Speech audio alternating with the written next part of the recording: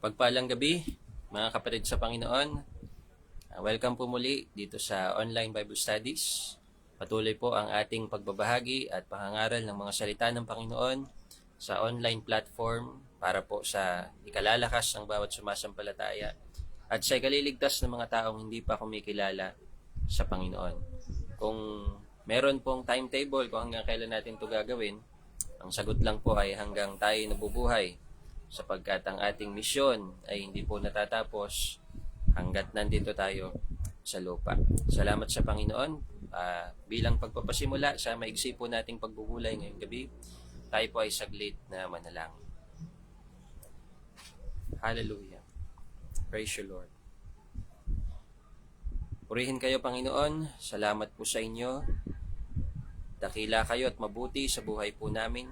Marami kaming mga bagay na hindi alam, pero dahil po sa inyo, Panginoon, ay nagiging payapa pa rin kami dahil kayo ang nakakaalam ng lahat ng bagay at kayo ang may hawak sa aming mga buhay. Salamat po, O Diyos. Minsan pa hinihiling namin ang pagsama nyo, ang paggabay nyo, Panginoon, sa maigsing Bible study na ito. Kayo pong magbigay sa amin ng pagkatuto, knowledge and wisdom and understanding, O Diyos, sa inyong mga salita at ang patuloy na gabay ng banal na Espiritu, hindi lang para kami ay maging matalino, kundi higit sa lahat, pangunahan kami sa banal na pamumuhay. Salamat po itong aming dalangin sa pangalan ni Jesus. Amen. Salamat sa Panginoon. Tayo po ay magpapasimula sa ating maigsing Bible study.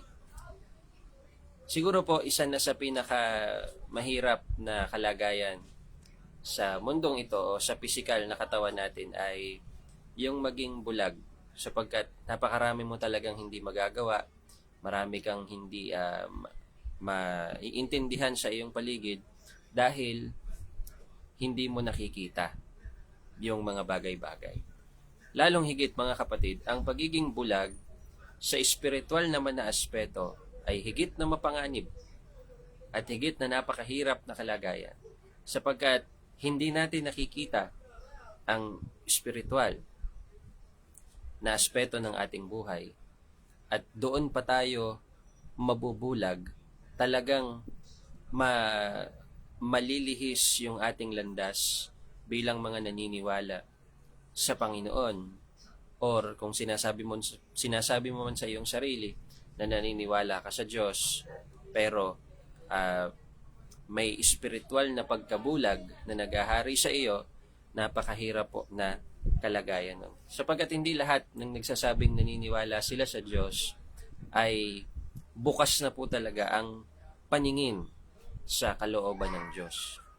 Meron niyang binabanggit sa aklat ng Matthew chapter 15. Sinabi ng Panginoong Hesus na yung mga Pharisees ay mga bulag na umaakay sa kapwa nila bulag. Ang mga Pharisees po ay mga naniniwala sa Diyos, naniniwala sa kautusan ng Panginoon, pero tinawag pa rin silang mga bulag sa espiritual na aspeto. Ngayon po, para makatulong sa atin ng kaunti at ma-check natin yung ating mga sarili, ako ba'y may pagkabulag pa o malinaw na bang aking mga mata sa espiritual na aspeto, ay meron pong isang sign na pwede nating hanapin sa ating mga sarili. Basahin muna natin ang Lucas chapter 6 para makita natin mula sa konteksto nito, ano ba yung isang sign. Hindi ko sinasabing ito na yung lahat, isa lang na tanda na talagang hindi ka nabulag spiritually. Basahin muna natin Lucas 6:37 hanggang 42. Huwag kayong humatol at hindi kayo hahatulan. Huwag kayong magparusa at hindi kayo paparusahan. Magpatawad kayo at kayo patatawarin. Magbigay kayo at kayo bibigyan din, hustong takal, siksik, liglig at umaapaw pa ang ibibigay sa inyo. Sapagkat ang panukat na ginamit ninyo sa iba ay siya ring gagamiting panukat sa inyo. Tinanong sila ni Jesus ng patalinghaga, maaari kayang mag-akay ang isang bulag ng kapwa niya bulag? Pareho silang mahuhulog sa hukay kapag ginawa nila ang ganoon. Walang alagad na nakakahigit sa kanyang guro. Ngunit matapos maturo ang lubos, ang alagad ay makakatulad ng kanyang guro. Bakit mo pinapansin ang puwing ng iyong kapatid, ngunit hindi mo pinapansin ang troso sa iyong mata? Paano mo masasabi sa iyong kapatid, Kapatid, hayaan mong alisin ko ang iyong puwing, gayong hindi mo nakikita ang trosong nasa iyong mata? Mapagkunwari, alisin mo muna ang troso sa iyong mata nang makakita kang mabuti. Sa gayon, maaalis mo na ang puwing ng iyong kapatid. Salamat sa salita ng Panginoon.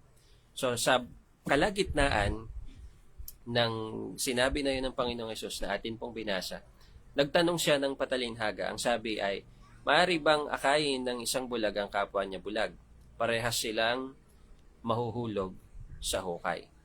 Yan po yung sinasabi ko kanina na malaking problema kapag tayo ay bulag pa rin sa espiritual na aspeto ng ating buhay. Katulad ng mga Pariseo. Pagamat naniniwala sila sa Diyos, sila po ay mga bulag. At inaakay nila yung iba ring mga bulag na hindi makakabuti sa kanila sapagkat ang sabi doon, parehas silang mahuhulog sa hukay. So how about us? Paano naman tayo mga kapatid? Bulag pa ba ako o hindi na? Ano yung sign o tanda na nais ng Panginoong Hesus na makita natin sa mga talatang yun para ma-check natin yung ating mga sarili kung hindi na ba tayo bulag spiritually. Kung pagbabasihan po natin yung kabuuan ng konteksto ng ating binasa, ang isang sign na hindi ka na bulag, na ang ibig sabihin ay qualified ka na, capable ka na magtanggal ng puwing ng iyong kapatid. O ang ibig sabihin, mag-aakay sa kanya, magturo, mag-correct sa kanya.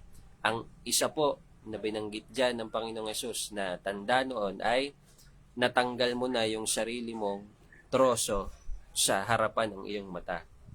Okay? Natanggal mo yung sariling humaharang sa iyong paningin. So ano yon? Ang isang sign na hindi ka nabulag, inuuna mo na palagi na i-check ang iyong sarili bago i-check ang iba. Inuuna mo na i-correct ang iyong sarili bago mo i-correct ang iba. Inuuna mo ang self-examination kaysa sa paghahanap ng mga mali ng iyong kapwa, kaysa sa paghahanap ng mga maipipintas, maichismis, maipupula doon sa iyong kapwa. Ang trabaho naman talaga natin bilang isang Christian ay hindi naman awayin ang ating kapwa o ipamukha sa kanila ang kanilang kasamaan. Ang trabaho natin bilang mga Kristiyano ay akayin, tulungan ang ating mga kapwa na makalapit sa Panginoon. Ngunit hindi po natin ito magagawa kung tayo mismo sa atin pong sarili ay hindi natin kayang i-check, hindi natin kayang disiplinahin, hindi natin kayang alisin ang sarili nating mga puwing. Paano natin masasabi sa ating kapatid o sa ating kapwa na tutulungan natin silang alisin ang sarili nilang puwing, ang kani-kanilang mga puwing.